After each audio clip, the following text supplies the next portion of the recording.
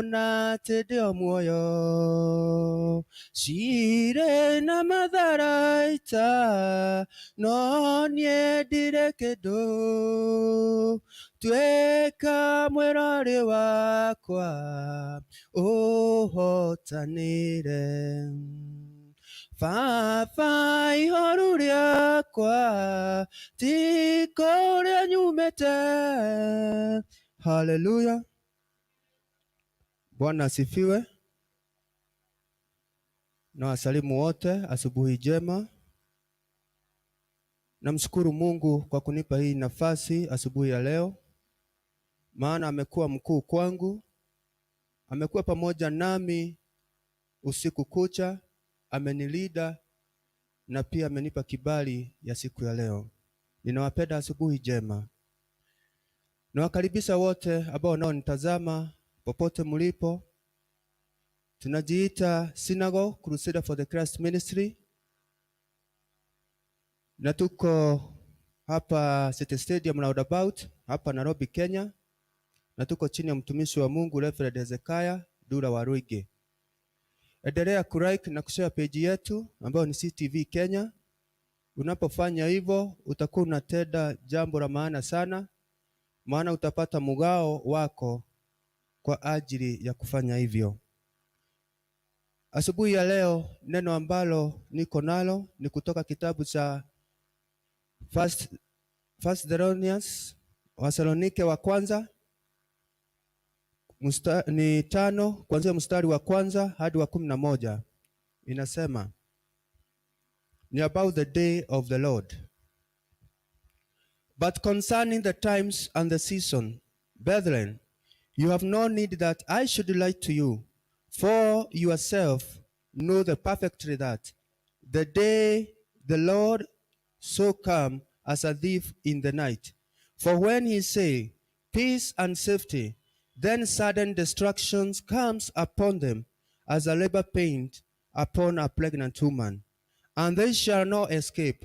But you, brethren, are not in darkness, so that this day should overtake you as a thief. You are the son of light and the son of the day. You are not of the night nor of darkness. Therefore, let us not sleep as others do, but let us watch and be sober. For those who sleep, sleep at night. Those who get drunk are drunk at night. But let us whom are of the day be sober, putting on the breastplate of the faith and love, as a helmet the hope of salvation. For the God did not appoint us to wrath, but to obtain salvation through our Lord Jesus Christ, who died for us, and that whether we wake or asleep, we should live together with him. Therefore, comfort each other and edify one another, just as you also are doing. Bwana asifiwe. Tushukuru kwa ajili ya neno. Baba wetu wa mbinguni, tunasema ni asante kwa ajili ya hili neno ambalo Baba umetupa asubuhi ya leo. Ni asante Bwana, maana unatupenda na pia unatujali. Sisi ni watoto wako. Unataka Baba hii neno likawe nuru katika maisha yetu, na hili neno likaweze kututayarisha kwa ajili ya siku yako ya kuja. Baba, tunaomba ukaweze kutuongoza, ukaweze kutuelekeza katika njia ambazo Baba ni takatifu. Tusaidie na utuwezeshe Baba wetu wa mbinguni. Tunapotoka na tunaporudi Mungu, wacha utukufu wako Baba ukaonekane. Ni asante Baba wetu wa mbinguni. Nitumie kama chombo chako Jehova, ili hii neno lako Baba nikaipasa watu wako mahali popote walipo Mungu, na ili ikawe baraka ya maisha katika maisha yao. Na ni katika jina Yesu Kristo Baba tunaomba na hata kuamini. Amen. Bwana asifiwe. Ujumbe wa leo ni kuhusu siku ya Bwana. Na vile hili neno ambalo linatuambia siku ya leo, asubuhi ya leo, tujua kwamba hili neno ni lile Yesu Paulo alikuwa anaambia. Maana anatuambia tukue tayari, tukue watoto wale wa nuru. Bwana asifiwe. Maana anatuambia kukuja kwake atakuja kama mwizi, na kukuja kwake anasema anakuja usiku. Sasa haijulikani atakuja wakati mgani, maana anatuambia wakati sisi tunapoona dunia iko na amani, tunapoona kumetulia, naye kwa ghafla hapo ndipo tunaoona mambo inatokea. Kwa hivyo neno la leo linatuhimiza kwamba tukue tayari, maana huyu mwana wa Mungu anaweza kuja wakati wowote. Hata wakati anaweza kuja wakati tunaona kumetulia, kumekuwa na amani, na anasema ghafla anaweza kuwa na halafu kunakuwa na ile distraction kubwa. Bwana asifiwe. Anasema ya kwamba kukuja kwake ni kama ile uchungu wa mwanamke ambayo ako tayari kupata mtoto, na wakati inapokuja hakuna lingine, hakuna kuzuia. Uchungu unapokuja ni kuzaa. Bwana asifiwe. Kwa hivyo asubuhi ya leo, wacha tukafahamu ya kwamba huyu Kristo ambaye ni mwokozi wetu anaweza kuja wakati wowote, na lazima tukue tuko tayari kwa kumulaki. Bwana asifiwe. Maana tunaona hili neno linatuambia kwamba tusiwe wana wa giza, tusiwe wana ambao wanatembea kwenye giza. Anatuambia sisi ambao tumeitanishwa na Kristo, sisi ni watoto wa nuru, sisi ni watoto wa mchana. Bwana asifiwe. Kwa hivyo sisi hata siku zetu ambazo tunazoishi lazima tuishi katika ile mwangaza, tuishi katika ile nuru utakatifu. Bwana asifiwe. Kwa hivyo hili neno nasema ya kwamba usiku wakati kuna giza, huo ni wakati ule walevi wanakunywa pombe. Hiyo ndio wakati umaraya unatendeka kwa wingi. Hiyo ndio usalati iko juu. Nasi tunaambiwa tukae soba kila wakati, tukae soba, tukiwa watu wako tayari. Maana tusipokaa tayari katika Kristo, kwa uhakika kukuja kwake inaweza tupata tukiwa kwenye giza. Kwa hivyo lazima nasi tuelewe na tufahamu ya kwamba tunapoishi katika njia ya utakatifu, kwa uhakika tutakuwa tunakaa katika ile nuru. Maana sisi sio watoto wa giza, sisi ni watoto wa nuru. Bwana asifiwe.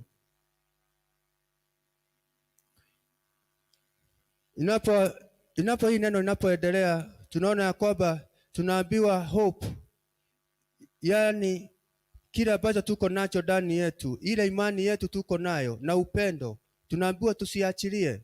Maana huyu upendo na hiyo imani ambayo tuko nayo ya salvation, tuendelee kukua nayo, tuendelee kuishikilia hiyo imani, na ile imani tuko nayo tuendelee kuishikilia hii imani, na hiyo hope ambayo tuko nayo katika wokovu tuendelee kukua nayo. Maana wakati wa kukuja kwa mwana wa Mungu haijulikani. Anasema atakuja kama mwizi. Lazima wewe na mimi tukae tayari, tuangalie njia ambazo tunavyotembelea, tuangalie yale matendo ambayo tunayoyatenda, tuangalie shughuli zetu ambazo tunakuaga nazo kama siko katika ile nuru ya Mwenyezi Mungu. Lazima tukae katika utakatifu kila wakati, usiku mchana, tukae katika ile hali ya utakatifu. Maana hatujui siku ya kurudi kwa mwanakondoo. Haijulikani atarudi saa ngapi, haijulikani kama itakuwa usiku ama mchana, hatujafunuliwa. Kwa hivyo ni tukae katika ile hali ya utakatifu, tukae katika ile hali ya kutembea katika nuru. Bwana asifiwe. Maana anasema ya kwamba kama Mungu amekuchagua wewe ni miongoni wa wale ambao wataka kurithi ufalme wake kupitia yule wokovu wake Yesu Kristo, lazima tukue na imani katika wokovu ambao Yesu Kristo alitupa. Lazima tuelewe na kufahamu kwamba anasema alikufa kwa ajili yetu sisi, na wakati alipokufa kwa ajili yetu sisi, aidha tumeamuka ama tumelala, lazima tuishi katika ule umoja ndani yake. Inadai kusema ya kwamba tutiane moyo katika hii safari. Hii safari tutiane moyo. Usikirie mwanzako katika hii hali, umsikirie. Hii safari ni refu, iko na changamoto zake. Na wakati ninapotuambia tushikiriane, ni kumaanisha kwamba kuna changamoto, kuna ungumu ambao tunaweza pata katika hii safari. Lazima ukashikilie mwanzako ili akaweze kusimama imara, ili akaweze kutiwa nguvu. Tutiane nguvu katika hii safari. Bwana asifiwe. Tunaona wakati mwingi katika haya maisha tunayoishi, tunaona tuko katika nyakati za mwisho ambazo watu wengi wameacha utakatifu. Watu wengi wanafuata matamanio ya mwili yao, wanatamani mambo ya ulimwengu, hawataki kuhusisha Mungu katika mambo yao, hawataki kuelekea katika njia ambazo zinamfurahisha Mungu. Na tunajua kwamba wakati huu kile ambacho tunaona ni kitamu katika ndani ya hii dunia, kile ambacho tunaona kinafurahisha mioyo yetu, kinatufurahisha na kinatuchangamsha. Mambo mengi ambayo ni hayo ni ile ni anasa za dunia. Na wakati tunajipata katika hizo anasa za dunia ambazo kimwili unasikia raha zake, neno ya leo inatuambia kwamba lazima tuachane na mambo ya dunia, tuachane na hiyo mambo ya kujipenda. Unajipenda kiasi ya kwamba unataka tu kufurahia, hutaki kujitwika ile msalaba wa Yesu Kristo, hutaki kutembea katika zile njia ambazo Yesu alitembea. Tunafahamu vyema venye Yesu alikuwa anatembea katika safari yake hapa duniani. Tunajua vile alikuwa anajitolea, tunajua venye alikuwa anapitia katika magumu. Anatuambia tutembee pamoja naye. Kile ambacho alipitia hata sisi tutakisida, maana yeye alisida hayo yote. Kwa hivyo nasi tusijione ya kwamba hatuwezi ama hatuwezi tukashida ule uovu. Lazima tujitwike hiyo msalaba ya Yesu, tujitwike ile utakatifu, ili tukaenende katika njia za Bwana, ili wakati wake wa kurudi akute tukiwa watakatifu. Bwana asifiwe.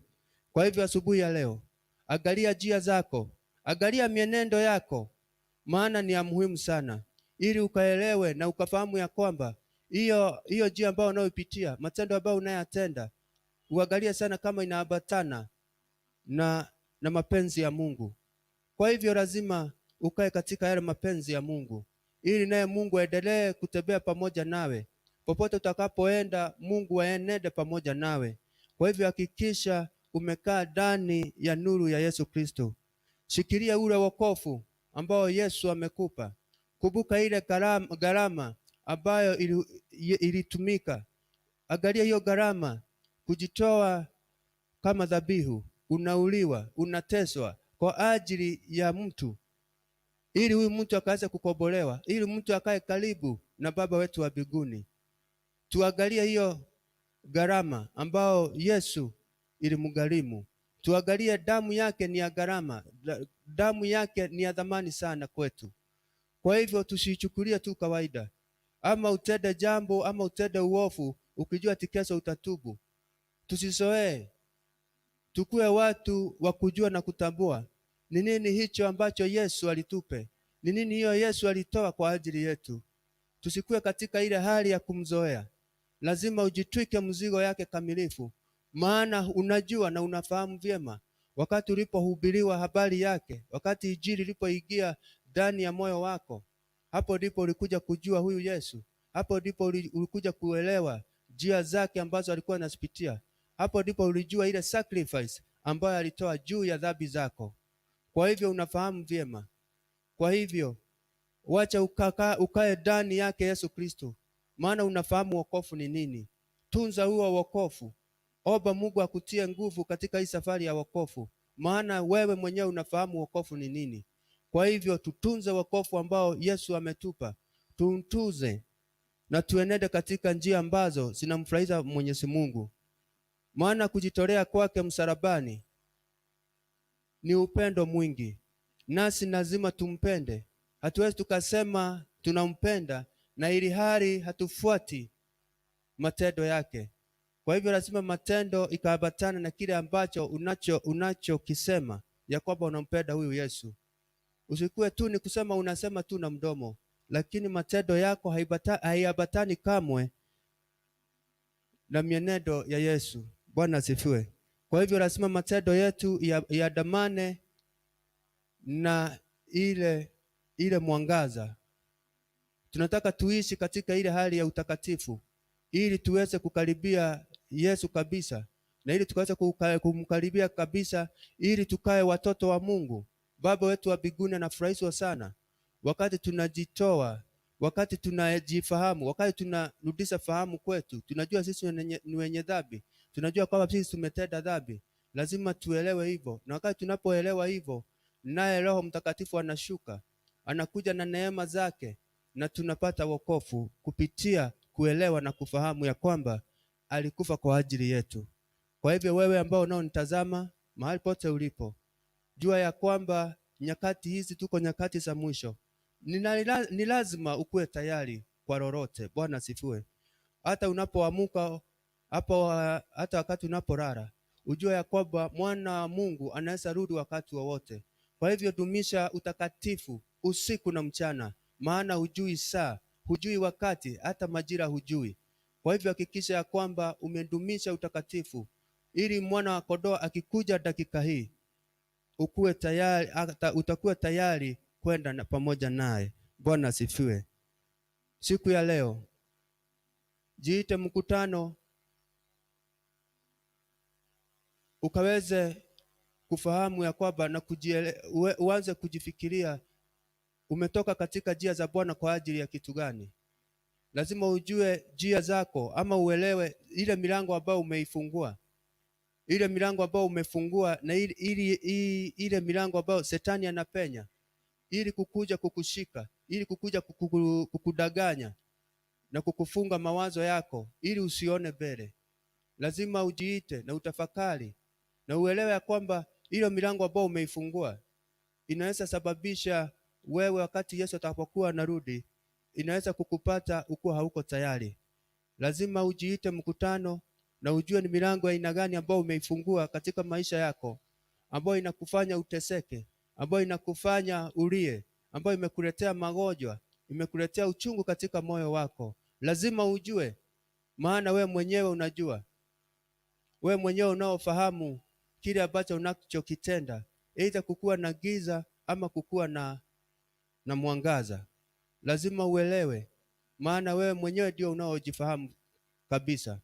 Kwa hivyo hakikisha kwamba njia zako ni njia za kumfurahisha Mungu, ni njia za utakatifu, na unapofanya hivyo hautakuwa na shida yoyote. Utakuwa na ile nguvu na utakuwa na ile uwezo wa kudhibiti ile kuinukiwa. Utakuwa na ile nguvu, hutatigizwa. Shetani akikuja na mambo yake, akija na raha zake, utakuwa na hiyo nguvu, utakuwa na huo uwezo wa kumkana huyu Shetani. Akikuja na mambo yake matamu, akikuja na raha zake, unaweza na uko na hiyo nguvu ya kumkataa. Ufahamu ya kwamba kile ambacho Shetani anatutega nayo ni hiyo raha, ni hizo raha na hizi vitu za dunia. Kwa hivyo hakikisha ya kwamba unapoishi siku ya leo, hakikisha ya kwamba kile ambacho unachokifanya utumtangulize Mungu. Na wakati unapomtanguliza Mungu, Shetani hatapata nafasi ya kuja kuingia katika maisha yako ili kukuharibu kupitia hiyo kitu ambacho umekipata. Kwa hivyo hakikisha siku ya leo umemtanguliza Mungu, na ukishamtanguliza Mungu, siku yako itakuwa njema, siku yako itakuwa katika ile nuru, siku yako haitakuwa kwenye giza. Utajifahamu, utaelewa, macho yako ya kiroho itakuwa imefunguka. Hakuna jambo ama hakuna kile ambacho Shetani ataweza kuja kufaulu kuweka ndani yako, maana macho yako ya kiroho Bwana ameifungua. Kwa hivyo omba Mwenyezi Mungu asubuhi ya leo akupe hiyo neema na akufungue macho, ili ukaweze kuona yale yote ambayo inayotendeka, ukaweze kuona yale ambayo iko katika ulimwengu wa kiroho, ili ukaweze kujua unapigana vita za aina gani, ili ukaweze kufahamu ya kwamba na kuelewa unaelekea wapi. Maana katika ulimwengu wa kiroho utajua mahali unaelekea, na utajua mahali, ama utajua vile vikwazo viko mbele yako, utajua zile vita ambazo siko mbele yako ukishatembea katika ulimwengu wa kiroho. Kwa hivyo asubuhi ya leo, kaa katika njia ya utakatifu, omba Mungu akupe hiyo neema na akufungue macho ya kiroho. Nawatakia siku njema ambayo imejawa na baraka za Mwenyezi Mungu, siku ambayo utafanikiwa kile ambacho hukupata jana. Siku ya leo huyu Mungu akaweze kukupa kibali ambacho ulikuwa unahitaji na ulikuwa umekiomba kwa muda mrefu, huyu Mungu akaweza kupa hiyo kibali siku ya leo. Nawe wakati Mungu anakukumbuka siku ya leo, kumbuka ya kwamba wewe ni mtoto yake na lazima udumishe utakatifu. Kile ambacho Mungu atakubariki nayo, usikubali kikuelekeze katika yale majaribu. Usikubali, usimame imara, omba Mungu akaweze kukusaidia na akaweze kulinda kile ambacho amekutayarishia siku ya leo. Bwana asifiwe.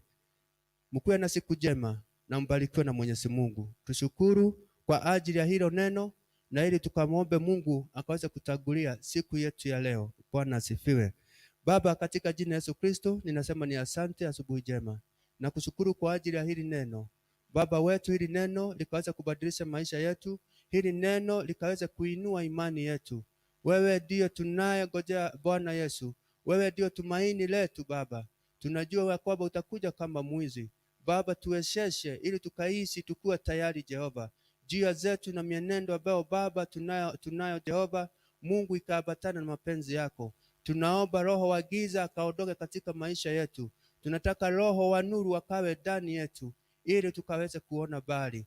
Baba, tufungue macho ya kiroho ili tukaweze kuona yale ambayo yako rohoni Bwana, ili nasi tujue venye tutaishi na venye tutakavyopigana vita. Baba, tunakuomba Baba ukatujalie hiyo neema, utupiganie vita zote Jehova. Terezi zote ambazo Shetani anatupagia siku ya leo Baba, sikaweze kukauka katika jina la Yesu Kristo. Sisi ni watoto wako Bwana, tunajua ya kwamba unatupenda na unatujali. Tunajua nia ambayo uko nayo Jehova ni nia njema juu yetu Baba. Ulitoa mwanao Yesu Kristo kama dhabihu ili tukukaribie zaidi Bwana. Baba, tuwezeshe na utufaulishe siku ya leo. Tuongoze Baba mahali tunapotoka na unaporudi Jehova. Tunaomba Mungu ukae pamoja nasi. Bariki kila mmoja wetu anayetutazama Jehova, ukampe kibali siku ya leo Baba. Amani na furaha yako ikawe juu yake katika jina la Yesu Kristo. Ninaomba amani katika familia zetu. Ninaomba ushindi Baba utokanao kwako, utupiganie, tuponye magonjwa yote Jehova. Ule unyonge tuko nao Jehova, tutie nguvu Baba yetu wa mbinguni. Tunaomba Baba ukatume malaika wakaweze kutuletea baraka zetu siku ya leo. Tunaomba Baba Roho wako Mtakatifu aendelee kutuongoza. Roho wako Mtakatifu aendelee kutuelekeza Baba yetu wa mbinguni. Tusaidie Baba ili tukaweze kufahamu zaidi gharama na dhamani ya ile sacrifice ambayo Yesu Kristo alitoa msalabani, ili tukaendelee kuiheshimu, ili tukaendelee kuwa na imani kubwa Jehova kuhusu dhabihu ya mwanao Yesu Kristo. Baba, tuwezeshe, tusaidie. Tunataka kukufuata zaidi, tunataka kukujua Jehova na kukufahamu. Sisi ni watoto wako, endelea kutusaidia, endelea pamoja nasi siku zote za maisha yetu. Kipengele cha maisha yetu ambao Baba imezalia, wacha Baba tukakutukuze, wacha Baba tukaliinue jina lako, wacha Baba tukalihubiri hili neno lako, ili watu wako Baba wakaweze kuokolewa, watu wako wakaweze kukujua zaidi. Maana Mungu, tunajua ya kwamba ulituumba hapa kwa ajili, kuna ile kusudi uko nalo. Tunajua kusudi uko na kusudi jema juu yetu Jehova. Tunaomba Mungu wetu tusaidie, Mungu wetu tuwezeshe, Mungu wetu tuelekeze. Tunatamani sana kuishi katika utakatifu. Tusaidie ili tukaweze kushinda uovu wote hapa duniani. Baba, nakuomba ukaweze kukumbuka mtumishi wa hii nyumba Jehova. Baba, ukamjalie neema zako, mafuta yako Baba ikaweze kuendelee kusidi katika jina la Yesu Kristo. Baba, ninaomba ukampe hekima ambayo itokanayo kwako Jehova, ili akaweze kuongoza na haya madhabahu akaweze kuyalinda Jehova, na ili akadumisha utakatifu katika haya madhabahu Baba, ili Baba tukaweze kusonga mbele. Nasi ambao Baba umetuteua na ukatuleta mahali hapa Jehova, ili tukaweze kusikilia yale maono yako nayo Baba, tusaidie, utupe huo upendo Jehova, utupe hiyo kujielewa na kujifahamu, ili hayo maono ikaweze kufanikishwa. Asante Mungu wetu wa mbinguni. Mahitaji yote ambayo tunayohitaji kama wana wa CFC Mungu, na wale ambao wanaotutazama Mungu wetu, tunaomba ukayashughulikie katika jina lako Yesu Kristo Baba, tunaomba na hata kuamini, tuseme amen. And may the grace of our Lord Jesus Christ and the love of God and the fellowship of the Holy Spirit be with us now and forevermore. Amen and amen. Have a blessed day.